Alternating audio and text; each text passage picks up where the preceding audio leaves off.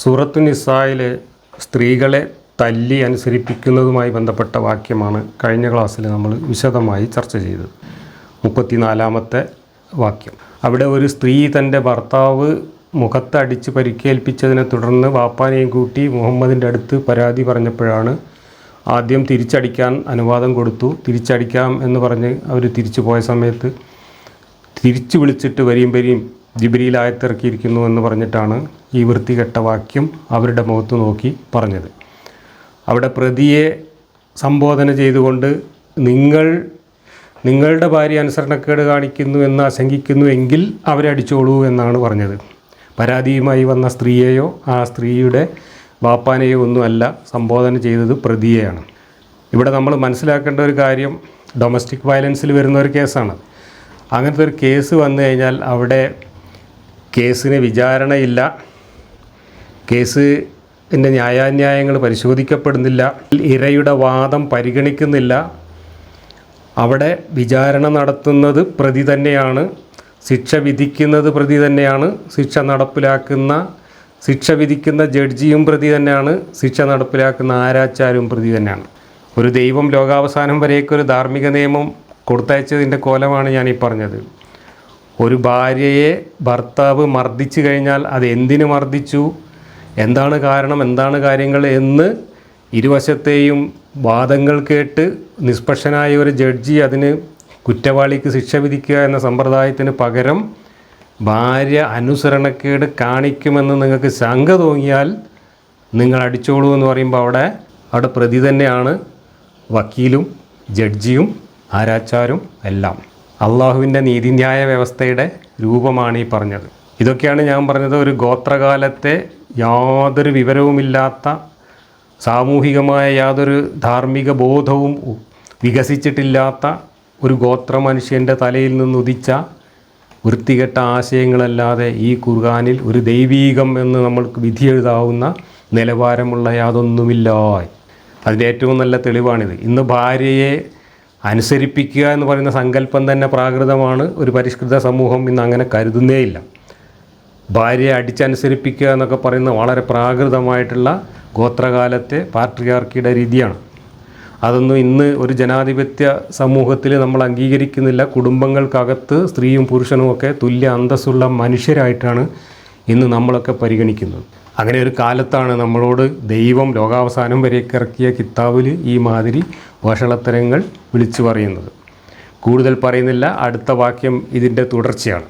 ആ വാക്യത്തിൻ്റെ സന്ദർഭം ഇതേ സന്ദർഭം തന്നെയാണ് എന്നാണ് വ്യാഖ്യാതാക്കൾ പറയുന്നത്. നമുക്ക് 35-ാമത്തെ വാക്യം മുതൽ വായിക്കാം. وَإِنْ خِفْتُمْ شِقَاقَ بَيْنِهِمَا فَابْعَثُوا حَكَمًا مِّنْ أَهْلِهِ وَحَكَمًا مِّنْ أَهْلِهَا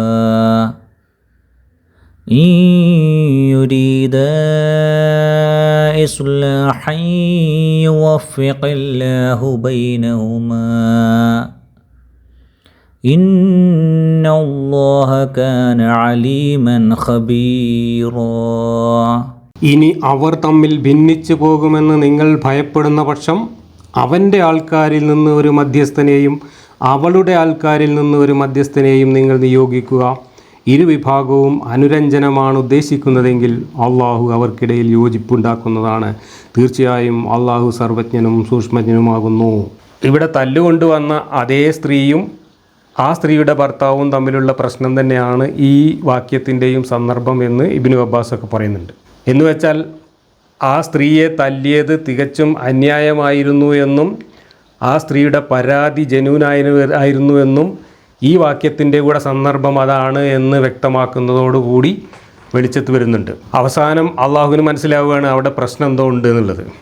പ്രശ്നം എന്തോ ഉണ്ട് എന്ന് മനസ്സിലാക്കിയപ്പോൾ പിന്നീട് ആ പ്രശ്നം രമ്യമായി പരിഹരിക്കാനോ അല്ലെങ്കിൽ അവരോട് അവരുടെ ദാമ്പത്യം ഉപേക്ഷിക്കാനോ ഉപദേശിക്കുന്നതിൻ്റെ രീതിയാണ് ഇവിടെ നമ്മൾ ഈ കാണുന്നത്. അപ്പോൾ ആദ്യം ആ പ്രതിക്ക് അനുകൂലമായിട്ട് അടിച്ചത് ശരിയായി എന്ന് മാത്രമല്ല, എല്ലാവരോടും ലോകാവസാനം വരെയുള്ള എല്ലാ ഭർത്താക്കന്മാരോടും ഭാര്യമാരെ അനുസരണക്കേട് കാണിക്കുന്നില്ല എന്ന് തോന്നിയാൽ തല്ലാൻ പറഞ്ഞ ആയത്തിറക്കിയതിന് ശേഷം പിന്നെ പറയാണ് അവർക്കിടയിൽ എന്തെങ്കിലും പ്രശ്നമുണ്ടെങ്കിൽ നിങ്ങൾ അവളുടെ കുടുംബത്തിൽ നിന്ന് ഒരാളെയും അവൻ്റെ കുടുംബത്തിൽ നിന്ന് ഒരാളെയും മധ്യസ്ഥന്മാരാക്കിയിട്ട് ആ രഞ്ജിപ്പിന് ശ്രമിക്കണം. രഞ്ജിപ്പ് അവരാഗ്രഹിക്കുന്നുണ്ടെങ്കിൽ അള്ളാഹു പരിഹാരം കൊണ്ട് അവിടെ ഉണ്ടാവും. അതിന് പിന്നെ അള്ളാഹുവിൻ്റെ ആവശ്യമുണ്ടോ?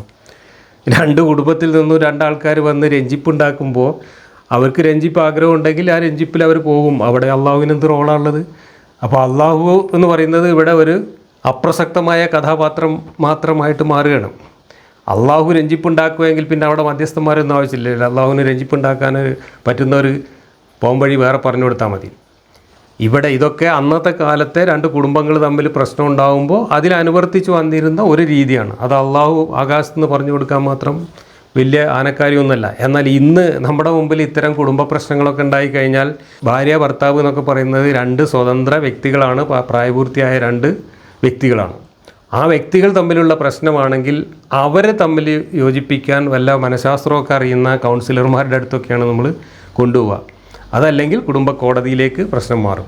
കോടതിയിലെ ജഡ്ജിമാരാണ് പിന്നെ ഇവരുടെ രണ്ടാളുടെയും പ്രശ്നങ്ങൾ എന്താണ് എന്ന് മനസ്സിലാക്കിയിട്ട് അവർ ഡൈവോഴ്സ് ചെയ്യണോ വേണ്ടേ എന്നുള്ള കാര്യങ്ങളൊക്കെ വിധി നൽകുന്നത്.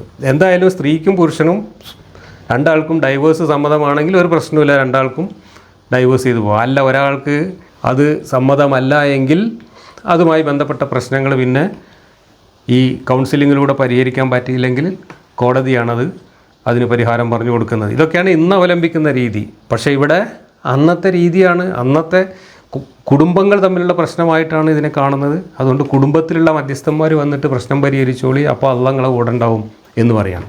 അവിടെ അള്ളാഹ്ക്ക് ഒരു റോളും ഇല്ല. സ്ത്രീ ഒരു കുടുംബത്തിൻ്റെ സ്വകാര്യ സ്വത്തായിട്ടല്ല ആധുനിക സമൂഹം കാണുന്നത്. വിവാഹിതരായി ഒരുമിച്ച് ജീവിക്കുന്ന രണ്ട് പ്രായപൂർത്തിയായ രണ്ട് മനുഷ്യരാണ് ഈ സ്ത്രീയും പുരുഷനുമെങ്കിൽ അവർ തമ്മിലുള്ള പ്രശ്നം സ്ത്രീയെ ഒരു കുടുംബത്തിൻ്റെ സ്വത്തായി കണ്ടുകൊണ്ട് ആ കുടുംബങ്ങൾ തമ്മിൽ ചർച്ച ചെയ്ത് പരിഹരിക്കേണ്ട ഒരു പ്രശ്നം മാത്രമല്ല. അതിനപ്പുറത്തേക്ക് മനഃശാസ്ത്രപരമായിട്ട് ഇവർ തമ്മിൽ യോജിച്ച് പോകുമോ ഇല്ലേ എന്നുള്ളത് മനഃശാസ്ത്രമൊക്കെ അറിയുന്ന കൗൺസിലർമാരും മറ്റും പരിഹരിക്കേണ്ട കാര്യമാണ്. അങ്ങനെ പരിഹരിച്ചില്ലെങ്കിൽ അതിനാണ് കുടുംബ കോടതി പോലുള്ള സംവിധാനങ്ങൾ. ഇത്തരം വിഷയങ്ങളിൽ കോടതിയെക്കുറിച്ച് ഖുർആനിലൊന്നും പറയുന്നില്ല. പക്ഷേ മൗദൂദിയും മറ്റു ചില വ്യാഖ്യാതാക്കളോ ഒക്കെ പ്രശ്നം കോടതിയിലെത്തുന്നതിന് മുമ്പ് അവലംബിക്കേണ്ട രീതിയെക്കുറിച്ചാണ് ഇവിടെ പറയുന്നത് എന്നൊക്കെ വ്യാഖ്യാനിച്ച് വെച്ചിട്ടുണ്ട്. കോടതിയിലെത്തണം എന്ന് എവിടെ ഖുർആനിൽ പറഞ്ഞിട്ടുള്ളത്? കുടുംബ കോടതിയൊന്നും ഖുർആനിലില്ല. ഖുർആനിലാകെ കൂടെ ഉള്ളത് ഈ സംവിധാനം മാത്രമേ ഉള്ളൂ. കാരണം അന്ന് അത്രയ്ക്കൊക്കെ ഉണ്ടായിരുന്നുള്ളൂ എന്നുള്ളതാണ്. 36-ാമത്തെ വാക്യം. വഅബ്ദുല്ലാഹ വലാ തുശ്രികൂ ബിഹി ശൈആ وبالوالدين إحسانا وبذي القربى واليتامى والمساكين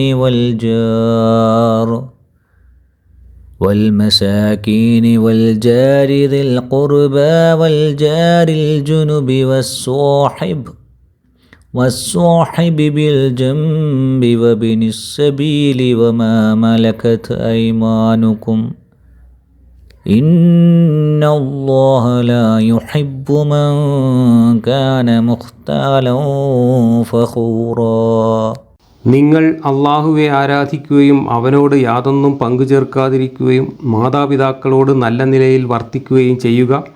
ബന്ധുക്കളോടും അനാഥകളോടും പാവങ്ങളോടും കുടുംബബന്ധമുള്ള അയൽക്കാരോടും അന്യരായ അയൽക്കാരോടും സഹവാസിയോടും വഴിപോക്കനോടും നിങ്ങളുടെ വലതുകൈ ഉടമപ്പെടുത്തിയ അടിമകളോടും നല്ല നിലയിൽ വർത്തിക്കുക. പൊങ്ങച്ചക്കാരനും ദുരഭിമാനിയുമായിട്ടുള്ള ആരെയും അള്ളാഹു ഒരിക്കലും ഇഷ്ടപ്പെടുകയില്ല.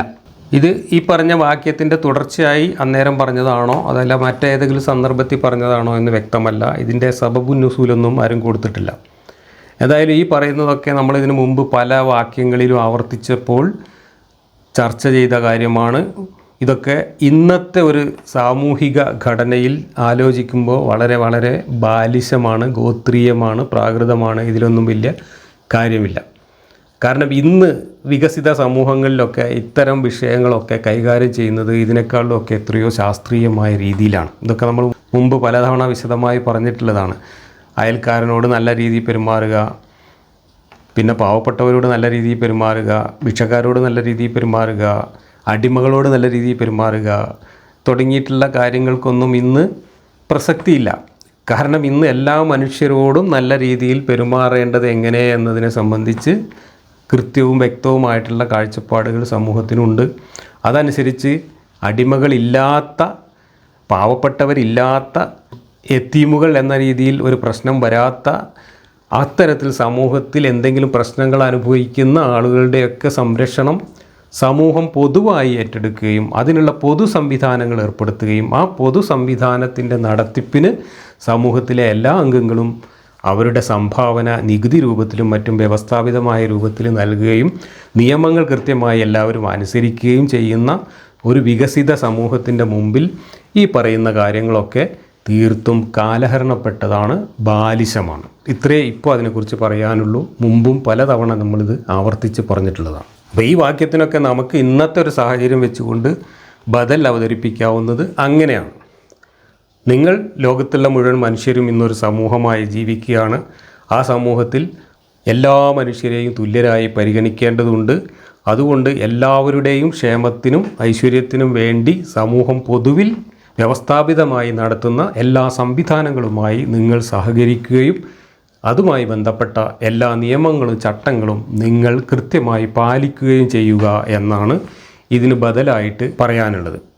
ദൈവം എല്ലാം അറിയുന്നവനാണ് എന്നൊക്കെ വീമ്പ് പറയുന്നുണ്ടെങ്കിലും ദൈവത്തിന് ഈ കാലത്ത് മനുഷ്യർ കൈവരിച്ച ഈ സാമൂഹിക പുരോഗതിയെക്കുറിച്ചൊന്നും യാതൊരു വിവരവും അന്നുണ്ടായിരുന്നില്ല എന്നതുകൊണ്ടാണ് ദൈവം അന്നത്തെ ഗോത്രകാലത്തെ മനുഷ്യർ അവലംബിച്ചിരുന്ന ബാലിശമായ കാര്യങ്ങളൊക്കെ ഇങ്ങനെ എണ്ണിപ്പെറുക്കി ഇതിനകത്ത് പറഞ്ഞു പോയിട്ടുള്ളത്. 37-ാമത്തെ വാക്യം.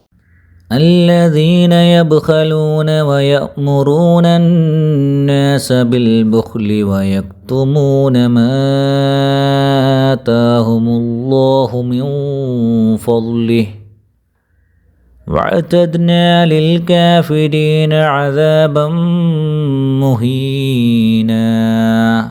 പിശുക്ക് കാണിക്കുകയും പിശുക്ക് കാണിക്കാൻ ജനങ്ങളെ പ്രേരിപ്പിക്കുകയും തങ്ങൾക്ക് അള്ളാഹു തൻ്റെ ഔദാര്യം കൊണ്ട് നൽകിയ അനുഗ്രഹം മറച്ചുവെക്കുകയും ചെയ്യുന്നവരാണ് അവർ. ആ നന്ദി കെട്ടവർക്ക് അപമാനകരമായ ശിക്ഷയാണ് നാം ഒരുക്കി വച്ചിരിക്കുന്നത്. ഇത് മദീനയിൽ വന്ന ഉടനെ നേരത്തെയും ഇതുപോലെ കുറേ പയ്യാരം പറച്ചിലുകൾ നമ്മൾ ചർച്ച ചെയ്തിട്ടുണ്ട്. അതിൻ്റെ തുടർച്ചയാണ്, അതിൻ്റെ ആവർത്തനമാണ്. ജൂതന്മാരെക്കുറിച്ചാണ് ഈ പറഞ്ഞിട്ടുള്ളത്. ജൂതന്മാർ മുഹമ്മദിനെ മദീനയിൽ അംഗീകരിക്കാൻ തയ്യാറായില്ല എന്ന് മാത്രമല്ല, മുഹമ്മദ് പറയുന്ന ഉഡായിപ്പുകളെല്ലാം തുറന്നു കാണിക്കുകയും പൊളിച്ചു കാണിക്കുകയും മദീനയിൽ ജൂതന്മാരുമായി സഹകരിച്ചുകൊണ്ട് ജീവിച്ചിരുന്ന മദീനക്കാരോട് മുഹമ്മദുമായി നിങ്ങൾ അങ്ങനെ സഹകരിക്കാൻ പോവണ്ട, മുഹമ്മദിന് സാമ്പത്തിക സഹായമൊന്നും ചെയ്യണ്ട, നിങ്ങളുടെ ജീവിതമാർഗത്തിന് സമ്പാദിച്ചതൊക്കെ മുഹമ്മദിന് ആക്രമിക്കാനും കൊള്ളയ്ക്കൊക്കെ കൊടുത്തു കഴിഞ്ഞാൽ നിങ്ങൾ പട്ടിണിയാവലായിരിക്കും അതിൻ്റെ ഫലം എന്നിങ്ങനെയൊക്കെ ഈ ജൂത പ്രമാണിമാർ അവരുടെ സമൂഹത്തെയും മദീനയിലുള്ള മറ്റുള്ളവരെയും ഉപദേശിച്ചിരുന്നു ആ കാലത്ത്. അതെല്ലാം ചാരന്മാരെ ഉപയോഗിച്ച് ചോർത്തിയെടുത്ത മുഹമ്മദ് ആ ജൂതന്മാരെ മനസ്സിൽ വെച്ചുകൊണ്ട് അവരോടുള്ള പക തീർക്കുന്നതിന് വേണ്ടി പറഞ്ഞതാണ് ഈ കാര്യങ്ങളൊക്കെ. ഇത് സബബുൻ നുസൂലായിട്ട് വാഹിദി തന്നെ കൊടുത്തിട്ടുണ്ട്. This verse was revealed about a group of Jews who used to go to some men from the helpers, mixing with them and giving them advice. They used to say to them, "Do not spend your wealth, for we fear poverty for you." And so Allah revealed. ഇതാണ് അതിൻ്റെ സന്ദർഭമായിട്ട് കൊടുത്തിട്ടുള്ളത്. ഇവിടെ കഅബ് ഇബ്നു അഷ്റഫിനെയാണ് ഉദ്ദേശിച്ചിട്ടുള്ളത് എന്ന് കൃത്യമായി തന്നെ ഇബ്നു അബ്ബാസിൻ്റെയൊക്കെ തഫ്സീറിൽ പറയുന്നുണ്ട്. അപ്പോൾ അന്ന് ജൂതഗോത്രത്തിൻ്റെ നേതാക്കന്മാരും ജൂതന്മാരായ പണ്ഡിതന്മാരും ഒക്കെ മുഹമ്മദിൻ്റെ ഉഡായിപ്പ് മദീനയിൽ നടപ്പിലാവാതെ പോകണമെന്ന് ആഗ്രഹിച്ചുകൊണ്ട് മദീനയിൽ പല ഇതുപോലുള്ള പ്രചരണങ്ങളും നടത്തിയിരുന്നു. അതിനോടുള്ള മുഹമ്മദിൻ്റെ വിദ്വേഷമാണ് ഇതുപോലുള്ള നിരവധി ആയത്തുകളായിട്ട് ഖുർആനിൽ അവതരിപ്പിച്ചിട്ടുള്ളത്. അൽ ബഖറയിലും ഇതുപോലുള്ള കുറേ വാക്യങ്ങൾ നമ്മളിതിനു മുമ്പ് പരിശോധിക്കേണ്ടതായിട്ടുണ്ട്.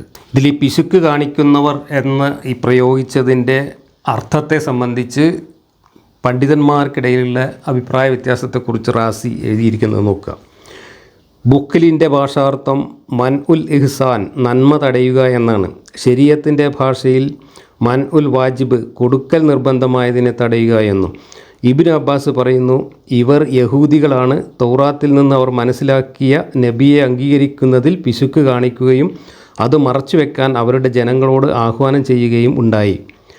മറ്റു ചിലർ പറയുന്നത് മൊത്തത്തിൽ പണം ചെലവഴിക്കുന്നതിൽ പിശുക്ക് കാണിക്കുന്നവരെയാണ് ഇവിടെ ഉദ്ദേശിക്കുന്നത്. കാരണം ജനങ്ങളോടുള്ള സാമ്പത്തിക ബാധ്യതകൾ നിറവേറ്റണമെന്ന വാക്യത്തിൻ്റെ തൊട്ടുപുറകെയാണ് ഇത് വന്നത്. അള്ളാഹു നൽകിയ ധനത്തിൻ്റെയും അറിവിൻ്റെയും കാര്യത്തിൽ പിശുക്ക് കാണിക്കുന്നവരെല്ലാം ഈ വാക്യം കൊണ്ട് ഉദ്ദേശിക്കപ്പെടുന്നുണ്ട് എന്ന് അഭിപ്രായപ്പെടുന്നവരും ഉണ്ട്.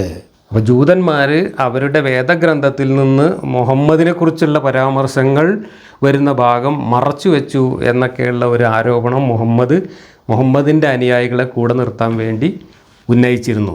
യാതൊരു വാസ്തവവുമില്ലാത്ത ഒരു ആരോപണമായിരുന്നു അത് എന്നതിന് കൃത്യമായ തെളിവുകൾ നമ്മളിതിനു മുമ്പ് ചർച്ച ചെയ്തിട്ടുണ്ട്. കാരണം അങ്ങനെ ബൈബിളിൽ മുഹമ്മദ് എന്ന് പറയുന്ന ഒരാൾ വരും എന്നൊക്കെ പറഞ്ഞിട്ടുണ്ടെങ്കിൽ ആ ബൈബിളിൻ്റെ ഒരു ഒറിജിനൽ കോപ്പി മുഹമ്മദിനെ എവിടുന്നെങ്കിലും കണ്ടെടുക്കാമായിരുന്നു. ഇനി മുഹമ്മദിനെ എവിടുന്ന് കിട്ടിയില്ലെങ്കിൽ ജിബ്രീലിൻ്റെ അടുത്ത് അള്ളാഹു അതിൻ്റെ ഒരു കോപ്പിയാണ് കൊടുത്തയച്ചാൽ പോരെ. ഇതാണ് ഒറിജിനൽ ബൈബിള്, ഇതിലിങ്ങനെ പറയുന്നത്, അല്ലെങ്കിൽ ഇതാണ് തൗറാത്ത്, ഇതിലിങ്ങനെയാണ് പറയുന്നതെന്ന് പറഞ്ഞിട്ട് ജിബ്രീൽ ഒരു കോപ്പി ഉണ്ടെന്ന് എന്തേ കൊടുക്കാതിരുന്നത്? അപ്പോൾ ഈ പറയുന്നതിന് മുഹമ്മദിൻ്റെ കയ്യിൽ ഒരു തെളിവില്ല, പക്ഷേ മറ്റവരുടെ കയ്യിൽ അവരുടെ തൗറാത്ത് ഉണ്ട്. അവർ ആ തൗറാത്തും കൊണ്ട് വന്നിട്ടാണ് ഇതിലെവിടെയാണെന്ന് ചോദിച്ചത്.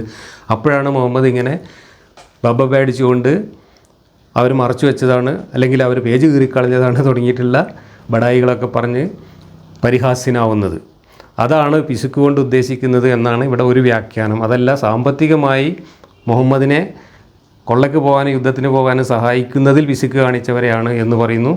അതല്ല ജൂതന്മാരെ അവരുടെ സാമ്പത്തിക ഇടപാടുകളിൽ പിശുക്ക് കാണിച്ചതിനെക്കുറിച്ചാണ് എന്ന് പറയുന്നു. ഇങ്ങനെ പല അഭിപ്രായങ്ങളും പറയുന്നു എന്നൊക്കെ പറഞ്ഞിട്ടാണ് വ്യാഖ്യാതാക്കൾ കടുകയറുന്നത്.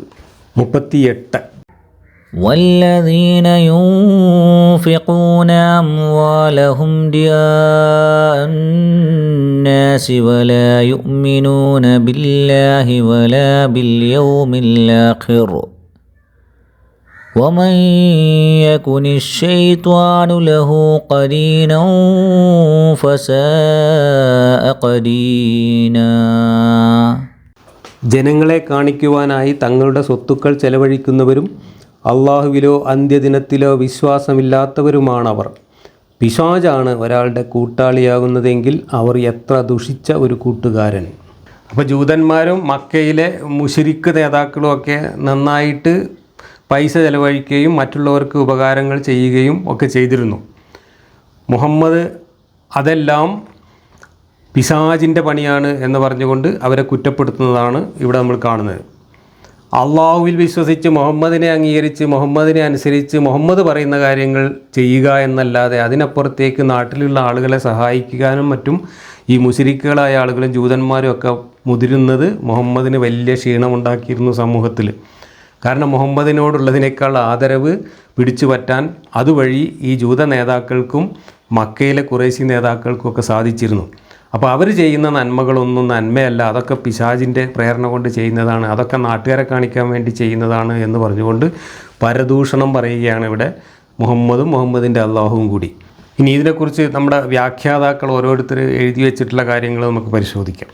ധനം ചെലവഴിക്കുവാൻ മടി കാട്ടാതിരിക്കുകയും ചെലവഴിക്കുന്നതിൻ്റെ ലക്ഷ്യം അള്ളാഹുവിങ്കൽ നിന്നുള്ള പ്രതിഫലമോ പരലോകത്തിലുള്ള രക്ഷയോ ആയിരിക്കാതെ ജനങ്ങൾക്കിടയിൽ പേരും പ്രശസ്തിയും ലഭിക്കണമെന്നുള്ളതായിരിക്കുകയും ചെയ്യുന്നവരെ പറ്റി പ്രസ്താവിക്കുന്നു. ഇവരെയും അള്ളാഹു ഇഷ്ടപ്പെടുകയില്ലെന്നും അവരുടെ കൂട്ടാളി പിശാചാണെന്നും. അപ്പോൾ ഇവിടെ മനുഷ്യർ ഒരു സാമൂഹ്യ ജീവി എന്ന നിലക്ക് സമൂഹത്തിൽ തൻ്റെ സഹജീവികൾ തന്നെ ഇഷ്ടപ്പെടട്ടെ എന്ന ഉദ്ദേശത്തോടു കൂടി, അല്ലെങ്കിൽ സഹജീവികൾക്കിടയിൽ ഞാനൊരു നല്ല മനുഷ്യനാണ് എന്ന് കാണിക്കാൻ വേണ്ടി ചെയ്യുന്ന നന്മകളൊക്കെ പൈശാചികമാണ്. പിന്നെ എന്തിനാണ് നന്മ ചെയ്യേണ്ടത്?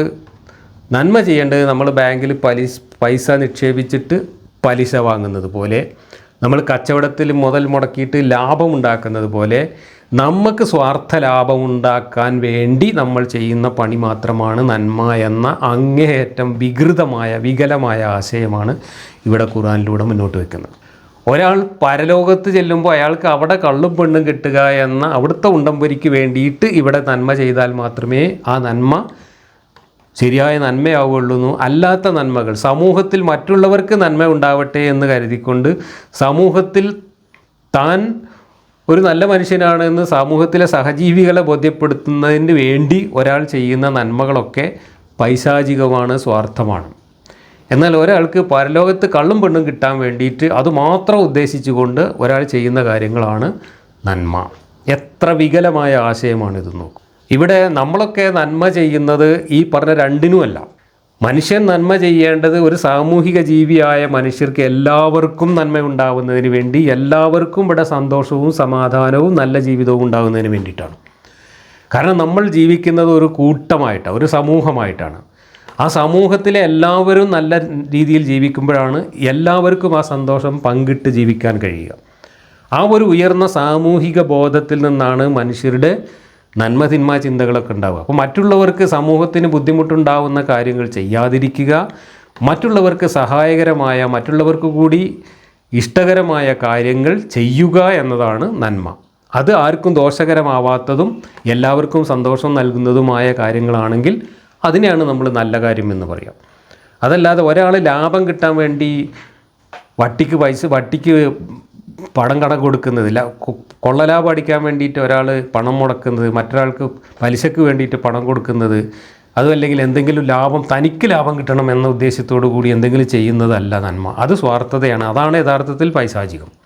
ഇവിടെ നേരെ തിരിച്ചാണ് ഖുർആനിൽ അള്ളാഹു പറയുന്നത്, നിങ്ങൾ മനുഷ്യരെ കാണിക്കാൻ വേണ്ടി ചെയ്യുന്ന നന്മകളൊക്കെ പൈശാചികമാണ്, എനിക്ക് വേണ്ടിയിട്ട് നന്മ ചെയ്താൽ ഞാൻ നിങ്ങൾക്ക് ഉണ്ടംപൊരി തരാം.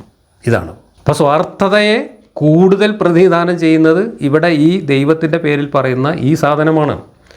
മറ്റിടത്ത് സ്വാർത്ഥത ഉണ്ടെങ്കിൽ പോലും ആ സ്വാർത്ഥതയ്ക്കൊരു സാമൂഹിക നന്മയുണ്ട്. ഒരാൾ അയാളുടെ സ്വാർത്ഥ താല്പര്യത്തിന് വേണ്ടിയാണെങ്കിൽ പോലും, സമൂഹം എന്നെ ഇഷ്ടപ്പെടട്ടെ എന്ന് ഉദ്ദേശിച്ചുകൊണ്ടാണെങ്കിൽ പോലും സമൂഹത്തിന് ഗുണകരമായ കാര്യങ്ങളാണ് അയാൾ ചെയ്യുന്നതെങ്കിൽ അതിൽ തീർച്ചയായിട്ടും നന്മ തന്നെയാണ് ഉയർന്നു നിൽക്കുന്നത്. അതിനെയാണ് ഇവിടെ പൈശാചികം എന്ന് പറയുന്നത്. എന്നാൽ ശരിയായ നന്മ എന്ന് പറയുന്നത് അത് രണ്ടുമല്ല. ഒരു സ്വാർത്ഥ ലാഭവും മോഹിക്കാതെ തൻ്റെ സമൂഹത്തിന് നന്മയുണ്ടാവട്ടെ എന്ന് കരുതി ഒരാൾ ചെയ്യുന്ന നന്മയാണ്. അത് ത്യാഗപൂർവ്വം അയാൾക്ക് നഷ്ടം സഹിച്ചുകൊണ്ടാണെങ്കിൽ അതാണ് ഏറ്റവും വലിയ നന്മ എന്ന് പറയുന്നത്. ഇപ്പോൾ ഉദാഹരണം പറഞ്ഞാൽ, നമ്മൾ പണ്ടൊക്കെ കുട്ടികളെ പഠിപ്പിച്ചിരുന്ന ഒരു കഥയുണ്ട്. ഒരു വൃദ്ധനായ ഒരാൾ റോഡരികിൽ മരം വെച്ച് പിടിപ്പിക്കുന്നു. അപ്പോൾ ആരോ ചോദിക്കുന്നു, നിങ്ങൾ ഈ മരം വലുതായി ഇതുമ്മൽ കായ ഉണ്ടാകുന്നതിന് മുമ്പ് നിങ്ങൾ മരിച്ചു പോകില്ല, പിന്നെ നിങ്ങളെന്തിനാണ് ഇത് വെക്കുന്നത് എന്ന് ചോദിച്ചപ്പോൾ അയാൾ പറയുന്ന ഒരു ഉത്തരവുണ്ട്, എൻ്റെ മുമ്പുള്ളവർ വെച്ച് പിടിപ്പിച്ച മരങ്ങളുടെ ഫലങ്ങളാണ് ഞാൻ ഭക്ഷിക്കുന്നത്, അതുകൊണ്ട് വരും തലമുറകൾക്ക് അതേ കാര്യം ഞാൻ ചെയ്യുന്നു, അതെൻ്റെ ചുമതലയാണ് എന്ന് പറഞ്ഞുകൊണ്ടാണ് ആ വൃദ്ധൻ മരം വയ്ക്കുന്നത്. അത് തന്നെയാണ് നന്മ എന്ന് പറയുന്നത്. നമുക്ക് സ്വന്തമായി അതിൻ്റെ ഫലം ലഭിക്കുകയില്ല എന്നറിഞ്ഞിട്ടും വരും തലമുറകൾക്കെങ്കിലും അതിൻ്റെ ഗുണം ലഭിക്കട്ടെ എന്ന് കരുതിക്കൊണ്ട് ഒരാൾ ചെയ്യുന്ന വ്യക്തിപരമായി ഒരു ലാഭവും അയാൾക്ക് ഇല്ലാത്ത പ്രവൃത്തികൾ, സമൂഹത്തിൻ്റെ വരും തലമുറകളുടെ നന്മയ്ക്ക് വേണ്ടി ചെയ്യുന്ന പ്രവൃത്തികളാണ് ഏറ്റവും നല്ല നന്മ എന്ന് പറയുന്നത്. നമ്മളൊക്കെ ഈ കാര്യം ചെയ്യുന്നതും ആ ഒരർത്ഥത്തിലാണ്. കാരണം ഞാനൊക്കെ ഈ മതവിമർശനമൊക്കെ തുടങ്ങുന്ന കാലത്ത് യാതൊരു ലാഭവും ഇതിനകത്തു നിന്നില്ല. ആകെക്കൂടെയുള്ള ലാഭം തെറി കേൾക്കുക, അടി കൊള്ളുക, ചിലപ്പോൾ കൊല്ലപ്പെടുക, അത്രയും ഭീകരമായ തിക്തഫലങ്ങൾ മാത്രമാണ് ഫലമായിട്ട് ലഭിക്കാനുള്ളത് എന്ന് തീർത്തും ഉറപ്പിച്ചുകൊണ്ടാണ് നമ്മളൊക്കെ സാഹസികമായിട്ട് ഈ പണി ചെയ്യുന്നത്. എന്തിനു വേണ്ടിയിട്ട്? അടുത്ത തലമുറയെങ്കിലും, അതല്ലെങ്കിൽ അതിൻ്റെ അടുത്ത തലമുറയെങ്കിലും ഈ മണ്ടത്തരങ്ങളിൽ നിന്ന്, ഈ അന്ധകാരത്തിൽ നിന്ന് മോചനം നേടി അന്നുള്ള മനുഷ്യരെങ്കിലും സന്തോഷമായി ജീവിക്കട്ടെ എന്ന ഒരാഗ്രഹം കൊണ്ട്. ആ ആഗ്രഹം വ്യക്തിപരമായിട്ട് എനിക്ക് യാതൊരു ലാഭം ഉണ്ടാക്കുന്ന കാര്യമല്ല. ഇപ്പോഴാണ് പിന്നെ അതിനൊക്കെ കുറച്ച് സ്വീകാര്യത വന്നതും അതൊരു ലാഭമുള്ള കച്ചവടമായിട്ട് ചിലരെങ്കിലും അത് ഉപയോഗിക്കുന്നതൊക്കെ ഇപ്പോഴാണ്. അതൊന്നും ഇല്ലാത്ത കാലത്ത് നമ്മൾ ഈ പണി ചെയ്യുന്നത്, നമ്മൾ ജീവിച്ചിരിക്കുമ്പോൾ ഇതിൻ്റെ ഫലം നമ്മൾ കാണും എന്ന് പോലും ഒരു പ്രതീക്ഷയുമില്ലാത്ത കാലത്താണ് നമ്മൾ ഈ പണി ചെയ്യുന്നത്. എന്തിനു വേണ്ടി? വരും തലമുറകളെങ്കിലും ഈ അന്ധകാരങ്ങളിൽ നിന്ന് രക്ഷപ്പെടട്ടെ എന്ന ഉയർന്ന ഒരു സാമൂഹിക ധാർമ്മിക ബോധത്തിൻ്റെ ഭാഗമായിട്ടാണ് നമ്മൾ ഈ ചെയ്യുന്നത്. അത്തരം സാഹസികമായ പ്രവൃത്തികൾ ചെയ്യുന്ന ആളുകൾ നമ്മുടെ സമൂഹത്തിലുണ്ട്. അവരെയാണ് യഥാർത്ഥത്തിൽ നന്മയുള്ളവർ എന്ന് പറയുന്നത്. നമ്മളിവിടെ അള്ളാഹിൻ്റെ പരലോകത്തെ ഉണ്ടംപൊരി പ്രതീക്ഷിക്കുന്നില്ല എന്നതുകൊണ്ട് നമ്മൾ ഈ ചെയ്യുന്ന നന്മയൊക്കെ പൈശാചികമാണ് എന്ന മണ്ടത്തരമാണ് ഈ ഖുർആനിൽ എഴുതി വെച്ചിട്ടുള്ളത്. അതിപ്പോൾ ഞാൻ ചെയ്യുന്നത് ഈ അള്ളാഹുവിനും ദൈവത്തിനും ഇതിൻ്റെ അന്ധവിശ്വാസങ്ങൾക്കും എതിരായതുകൊണ്ട് എന്തായാലും അത് ഈ ദൈവത്തിനും ദൈവത്തിൻ്റെ ആൾക്കാർക്കും ഇഷ്ടപ്പെടില്ല. ഇനി അങ്ങനെ അല്ല, ഞാൻ ഈ സമൂഹത്തിൻ്റെ നന്മയ്ക്ക് വേണ്ടി വേറെന്തെങ്കിലും നന്മകൾ ചെയ്യുകയാണ്, എനിക്ക് അള്ളാഹിൻ്റെ പ്രതിഫലമൊന്നും കിട്ടുന്ന വിശ്വാസമില്ല, ഞാൻ ഭൗതികവാദിയാണ്, ഞാൻ മരിച്ചാൽ എൻ്റെ ജീവിതം അവസാനിച്ചു എന്ന് വിചാരിച്ചുകൊണ്ട് തന്നെ ജീവിച്ചിരിക്കുമ്പോൾ സമൂഹത്തിന് ഗുണകരമായ എന്തെങ്കിലും കാര്യങ്ങൾ, നന്മകൾ ഞാൻ ചെയ്യുകയാണെങ്കിൽ ആ നന്മയൊക്കെ പൈശാചികമാണ്. അങ്ങനെ നന്മ ചെയ്യുന്നവരൊക്കെ പിടിച്ച് നരകത്തിൽ വിറകാക്കാൻ കാത്തിരിക്കുകയാണ് അള്ളാഹുവോട് അടുപ്പം കൂട്ടിയിട്ട് എന്നാണ് ഖുർആനിൽ പറയുന്നത്. എത്ര വികലമായ ദർശനമാണ് ഈ സാധനം മുന്നോട്ട് വയ്ക്കുന്നത്. അമാനി മൗലവി വീണ്ടും പറയുന്നത് നോക്കൂ, അള്ളാഹുവിൻ്റെ പ്രീതിയും പ്രതിഫലവും ഉദ്ദേശിച്ചു കൊണ്ടുള്ള കർമ്മങ്ങൾ മാത്രമേ അവൻ്റെ അടുക്കൽ വിലയുള്ളതാവുകയുള്ളൂ എന്ന് അള്ളാഹു അസന്നിഗ്ധമായി പ്രഖ്യാപിച്ചിട്ടുള്ളതാണ്. ഒരു ഹദീസിൽ ഇപ്രകാരം വന്നിരിക്കുന്നു, നബി പറഞ്ഞു, നിങ്ങളെപ്പറ്റി ഞാൻ ഭയപ്പെടുന്നവയിൽ വെച്ച് ഏറ്റവും ഭയാനകമായത് ചെറിയ ശിർക്കാകുന്നു. ഏതാണ് ചെറിയ ശിർക്ക് എന്ന് ചോദിക്കപ്പെട്ടു. അപ്പോൾ തിരുമേനി പറഞ്ഞു, ജനങ്ങളെ കാണിക്കുവാൻ വേണ്ടി പ്രവർത്തിക്കലാണ്. ഇഹത്തിൽ വെച്ച് ഏതൊരു കൂട്ടരെ കാണിക്കുവാൻ വേണ്ടി നിങ്ങൾ ചെയ്തിരുന്നുവോ അവരുടെ അടുക്കൽ ചെന്നേക്കുവിൻ, എന്നിട്ട് അവരുടെ അടുക്കൽ വെച്ച് വല്ല പ്രതിഫലവും ഗുണവും കിട്ടാനുണ്ടോ എന്ന് നോക്കുവിൻ എന്ന് ഖിയാമത്ത് നാളിൽ അവരോട് അള്ളാഹു പറയുമെന്നുകൂടി ബൈഹഖിയുടെ റിവായത്തിൽ വന്നിരിക്കുന്നു. എത്ര വൃത്തികെട്ടവനാണ് ഈ അള്ളാഹു എന്നാലോചിച്ച് നോക്ക്. മറ്റുള്ളവർക്ക് വേണ്ടി മനുഷ്യർ ചെയ്യുന്ന നന്മകളുമായിട്ട് അങ്ങോട്ട് ചെല്ലുമ്പോൾ നിങ്ങൾ ആർക്കും വേണ്ടിയാണോ ചെയ്തത് ഓലോട് പോയി ചോദിച്ചു നോക്കി, ഓല് തരും കള്ളും പെണ്ണും എന്ന് പറഞ്ഞിട്ട് അവിടുന്ന് ആട്ടും അള്ളാഹു എന്നാണ്. നിങ്ങൾ എനിക്കും വേണ്ടിയല്ലല്ലോ ചെയ്തത്. മനുഷ്യർ നന്മ ചെയ്യേണ്ടത് ഈ ആകാശത്തൊളിച്ചിരിക്കുന്ന ദൈവങ്ങൾക്ക് വേണ്ടിയിട്ടല്ല. മനുഷ്യർ നന്മ ചെയ്യുന്നത് കൊണ്ട് ദൈവത്തിന് മാങ്ങാത്തൊലിയാണ് കിട്ടാൻ പോകുന്നത്. ദൈവം ഇതെല്ലാം തേഞ്ഞിരിക്കുന്ന ആളല്ലേ, ഇതിൻ്റെ മുഴുവൻ ഉടമസ്ഥനായിട്ട് ഇരിക്കുന്ന ആളല്ലേ. ആ ദൈവത്തിന് മനുഷ്യനോട് എന്തെങ്കിലും നന്മ ചെയ്തുകൊണ്ട് ആ ദൈവത്തിന് എന്ത് കിട്ടാനാണ്? മനുഷ്യൻ നന്മ ചെയ്യുന്നതുകൊണ്ട് എന്തെങ്കിലും ഗുണമുണ്ടെങ്കിൽ അത് മനുഷ്യ സമൂഹത്തിനാണ്. ഒരു വ്യക്തി ചെയ്യുന്ന നന്മ എന്ന് പറയുന്നത് ആ വ്യക്തി ജീവിക്കുന്ന സമൂഹത്തിന് ഗുണകരമായ കാര്യങ്ങളാണ്. അതിൻ്റെ ഗുണഫലം അനുഭവിക്കുന്നത് ആ സമൂഹമാണ്. അതിനെന്തെങ്കിലും പ്രതിഫലം ഈ വ്യക്തിക്ക് നൽകാനുണ്ടെങ്കിൽ അത് നൽകേണ്ടതും ഈ സമൂഹമാണ്. ഈ സമൂഹം അയാളെ ഇഷ്ടപ്പെടുന്നു, സ്നേഹിക്കുന്നു, ആദരിക്കുന്നു, അയാളുമായി സഹകരിക്കുന്നു. അതാണ് പ്രധാനം. ഞാൻ കുറേ നന്മകൾ ചെയ്ത് ഈ സമൂഹത്തിൽ ജീവിക്കുമ്പോൾ ഈ സമൂഹം എനിക്ക് തിരിച്ച് നന്മകൾ ചെയ്യും. എനിക്ക് അവരുടെ സഹകരണവും സഹായവും ആവശ്യമുള്ള ഘട്ടത്തിൽ ആ സമൂഹത്തിൽ നിന്ന് എനിക്കത് ലഭിക്കും. ഇങ്ങനെയുള്ള ഒരു കൊടുക്കൽ വാങ്ങലിന് വേണ്ടിയിട്ടാണ് സാമൂഹ്യ ജീവിതത്തിൽ മനുഷ്യർ നല്ല കാര്യങ്ങൾ ചെയ്യുന്നതും ചീത്ത കാര്യങ്ങൾ, സാമൂഹ്യ വിരുദ്ധമായ കാര്യങ്ങൾ ചെയ്യാതിരിക്കുന്നതും. അതല്ലാതെ എവിടെയെങ്കിലും ആകാശത്തിൻ്റെ മുകളിൽ ഒളിച്ചിരിക്കുന്ന ഒരു ദൈവത്തിന് മനുഷ്യർ കൂട്ടമായി ജീവിക്കുമ്പോൾ അവർ തമ്മിൽ നടത്തുന്ന ഈ കൊടുക്കൽ വാങ്ങലുകളിലും ശരിതെറ്റുകളിലും ദൈവത്തിന് എന്ത് കാര്യം? മനുഷ്യർ തെറ്റ് ചെയ്യണ്ട എന്ന് ആഗ്രഹമുള്ള ആളാണ് ദൈവമെങ്കിൽ അത് ചെയ്യാതിരിക്കാനുള്ള ഒരു ഏർപ്പാടുമായിട്ട് മനുഷ്യനെ സൃഷ്ടിക്കാൻ ദൈവത്തിന് ഒരു ബുദ്ധിമുട്ടുമില്ല. പിന്നെ ദൈവം ഇതൊക്കെ ഈ കുരുത്തക്കട മുഴുവൻ കാട്ടിയിട്ട് അവിടെ ഇരുന്നാണ്ട് ഇതും നോക്കിയിട്ട് ഇവർക്ക് ഉണ്ടംപൊരി കൊടുക്കാൻ കാത്തിരിക്കേണ്ട കാര്യമെന്ത്? ഇവരെ പിടിച്ചിട്ട് അടുപ്പിലിട്ട് കത്തിക്കാൻ കാത്തിരിക്കേണ്ട കാര്യമെന്ത്? ഒരു ലോജിക്കുമില്ലാത്ത കഥയാണ് ഖുർആനിലൂടെ ഈ മതം അവതരിപ്പിക്കുന്നത്. 39-ാമത്തെ വാക്യം, وماذا عليهم لو آمنوا بالله واليوم الآخر وأنفقوا مما رزقهم الله وكان الله بهم عليما.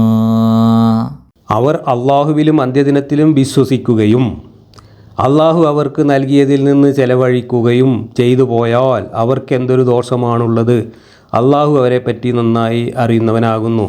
ഈ വാക്യം അർത്ഥമുണ്ടാക്കാൻ വേണ്ടി കുറേ വളച്ചൊടിച്ചിട്ടാണ് പരിഭാഷപ്പെടുത്തിയിട്ടുള്ളത്. ഇത്ര പോലും അർത്ഥമോ പൂർണ്ണതയോ ഇല്ലാത്ത ഒരു വാക്യമാണ് ഇതിൽ കൊടുത്തിട്ടുള്ളത് എന്ന് ഇതിൻ്റെ മറ്റു പരിഭാഷകൾ വായിക്കുമ്പോൾ മനസ്സിലാവും. ഇമാം റാസി ഇങ്ങനെയാണ് ഇതിനർത്ഥം കൊടുത്തിട്ടുള്ളത്: അള്ളാഹുവിലും അന്ത്യദിനത്തിലും വിശ്വസിക്കുകയും അള്ളാഹു അവർക്ക് എന്തു ദോഷമാണ് വരാനുള്ളത്, അള്ളാഹു അവരെക്കുറിച്ച് നല്ല പോലെ അറിയുന്നവനാണ്.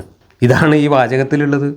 ഇതിന് യാതൊരു പൂർണ്ണതയില്ല. പൂർണ്ണത ഉണ്ടാക്കാൻ വേണ്ടിയിട്ട് കുറച്ച് അർത്ഥം മാറ്റിയിട്ടാണ് അപ്പുറത്ത് കൊടുത്തിട്ടുള്ളത്. ഇനി അതേക്കുറിച്ച് ഇമാം റാസി എഴുതുന്നത്: അന്ധമായ അനുകരണത്തിലൂടെയും ഈമാൻ ശരിയാവും എന്നതിന് ചിലർ ഈ സൂക്തം തെളിവാക്കുന്നു. വിശ്വാസത്തെ അങ്ങേയറ്റത്തെ ലാഘവത്തോടെയാണ് ഇവിടെ പരാമർശിച്ചത് എന്ന് വാദിക്കുന്നു അവർ. ഈ വാദം പരിഗണനീയമെങ്കിൽ അത് അങ്ങേയറ്റം ആയാസകരം തന്നെ. എന്നാൽ നാം കാണുന്നത് ഇത്തരം വാദം വെറും ആയുസ് പാഴാക്കലും അപക്വവുമാണ് എന്നാണ്. അന്ധമായ അനുകരണം മഠേത്തരമാണെന്നാണ് നമ്മുടെ പക്ഷം. മുൻ സൂക്തത്തിൽ പരാമർശിച്ച റിയാ, ലോകമാന്യത, മനുഷ്യൻ്റെ ഉള്ളിൽ ഒളിഞ്ഞിരിക്കുന്ന കാര്യമാണ്. എന്നാൽ പ്രത്യക്ഷം അറിയുന്നത് പോലെ തന്നെ പരോക്ഷവും അള്ളാഹു അറിയും. അതിനാലാണ് വക്കാൻ അല്ലാഹു ബിഹിം അലീമ, അള്ളാഹു അവരെക്കുറിച്ച് നല്ല പോലെ അറിയുന്നവനാണ് എന്ന് പറഞ്ഞത്. അള്ളാഹുവിൽ ദൃഢമായി വിശ്വസിക്കുന്ന ഒരാളിൽ നിന്ന് ഒരിക്കലും ഇതുണ്ടാവുകയില്ല. അപ്പോൾ ആ വാചകം തന്നെ തീർത്തും അവ്യക്തമാണ് എന്നും അതിനെക്കുറിച്ച് പണ്ഡിതന്മാർക്ക് തന്നെ ഒരു പിടിയും കിട്ടിയിട്ടില്ല എന്നും ഈ വ്യാഖ്യാനത്തിൽ നിന്ന് തന്നെ വ്യക്തമാണ്. ഈ വാക്യത്തിൻ്റെ അനുബന്ധമായി അമാനി മൗലവി എഴുതി വെച്ചിട്ടുള്ള കുറച്ച് കാര്യങ്ങൾ വായിക്കാം. അള്ളാഹുവിലും അന്ത്യദിനത്തിലും വിശ്വസിച്ചുകൊണ്ടും അന്നത്തെ ദിവസം അവൻ്റെ പക്കൽ നിന്നുള്ള പ്രതിഫലം ഉദ്ദേശിച്ചുകൊണ്ടുമാണ് അവർ ജനങ്ങളെ കാണിക്കുവാൻ വേണ്ടി ധനം ചെലവഴിച്ചിരുന്നതെങ്കിൽ അവർക്ക് യാതൊരു ദോഷവും ഭവിക്കുവാനില്ല. അവർ ചെയ്യുന്നതൊന്നും അള്ളാഹു അറിയാതെ പോകുകയുമില്ല. അവനാകട്ടെ ഒട്ടും അക്രമവും അനീതിയും ചെയ്യുന്നവനുമല്ല. ഒരു നന്മ അത് എത്ര നിസ്സാരമായിരുന്നാലും അവൻ അതിനെ ഇരട്ടിപ്പിച്ച് വലുതാക്കിക്കൊണ്ടായിരിക്കും അതിന് പ്രതിഫലം നൽകുക. കൂടാതെ അവൻ്റെ ഔദാര്യമായി സ്വന്തം വക വമ്പിച്ച പ്രതിഫലങ്ങൾ വേറെയും നൽകുന്നതാണ്. അപ്പോൾ ഇവിടെ ആളുകൾ മനുഷ്യർക്ക് വേണ്ടി നന്മ ചെയ്യുന്നതിന് പകരം അങ്ങനെ നന്മ ചെയ്യുമ്പോൾ അത് അള്ളാഹുവിൻ്റെ പ്രീതി കാംക്ഷിച്ചുകൊണ്ടാണ് ചെയ്തിരുന്നെങ്കിൽ അവർക്കൊരു ദോഷവും ഉണ്ടാകുമായിരുന്നില്ല എന്നാണ് ഈ വാക്യത്തിൻ്റെ അർത്ഥം എന്നാണ് ഇവിടെ വിശദീകരിക്കുന്നത്. ഇത് ദൈവം ഈ തുലാസം തൂക്കിക്കൊണ്ട് മനുഷ്യരെ ശിക്ഷിക്കാനും മനുഷ്യർക്ക് സമ്മാനം കൊടുക്കാനും കാത്തിരിക്കുന്നു എന്ന സങ്കല്പമൊക്കെ മനുഷ്യരുടെ സാമൂഹിക ബോധം ഇത്രയൊന്നും വികസിച്ചിട്ടില്ലാത്ത ഗോത്രകാലത്ത് ഈ അറിവില്ലാത്ത മനുഷ്യരെ നിയന്ത്രിച്ചു കൊണ്ടുപോകാൻ വേണ്ടി അവരെ നയിച്ചിരുന്ന ഗോത്ര നേതാക്കന്മാർ പടച്ചുണ്ടാക്കിയ കെട്ടുകഥകളാണ്. ആ കെട്ടുകഥകളിലൂടെ ആയിരുന്നു അന്ന് അവർ ഈ കോത്താമ്പി കാണിച്ചിട്ടായിരുന്നു തൻ്റെ പ്രജകളെ നിയന്ത്രിച്ചിരുന്നത്. പേടിപ്പിച്ചുകൊണ്ടും കൊതിപ്പിച്ചുകൊണ്ടും അവരെ നിലക്ക് നിർത്തുക, നിയന്ത്രിക്കുക എന്ന അന്നത്തെ സാമൂഹ്യ ലക്ഷ്യമായിരുന്നു ഇതിൻ്റെ പിന്നിലുള്ളത്. അതിനനുസൃതമായി മെനഞ്ഞുണ്ടാക്കിയ കഥകളാണിത്. ഈ കഥകളൊക്കെ ഒരു വികസിത സമൂഹത്തിൻ്റെ മുമ്പിൽ, ചിന്താപരമായി ഉയർന്ന ഒരു സമൂഹത്തിൻ്റെ മുമ്പിൽ ബാലിശമായ കെട്ടുകഥകളായിട്ടും നിരർത്ഥകമായ കഥകളായിട്ടും അയുക്തികമായ കഥകളായിട്ടും പരിണമിച്ചിട്ടുണ്ട് എന്നാണ് നമ്മൾ തിരിച്ചറിയേണ്ടത്. അടുത്ത ക്ലാസ്സിൽ ഇതിൻ്റെ തുടർച്ചയായി വരുന്ന അടുത്ത വാക്യം നമുക്ക് ചർച്ച ചെയ്യാം.